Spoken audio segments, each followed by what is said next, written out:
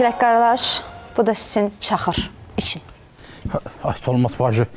Əziyyət də çəkirsiniz, böyle çağırmışsınız, qonaq çağırmışsınız, əziyyət çəkirsiniz.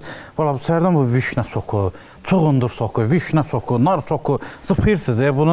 Bunu bəlkə o anekdotlar kimi, buna bəlkə bir iki kartoş qatasar. Ümid eləyirəm, qanınız da sizin kimi şit deyil.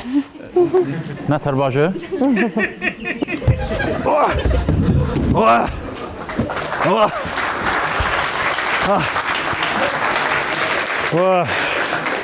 Sabahınız qanlı olsun, Nətərsən mama. Oğlum, elə gözünü yeməyin üstünü açdın. Bacı, bu uşaq ne tabutdan çıxdı?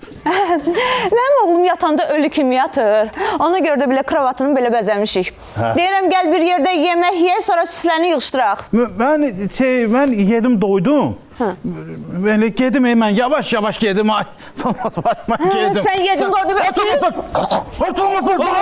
Ay, mama, Görürəm.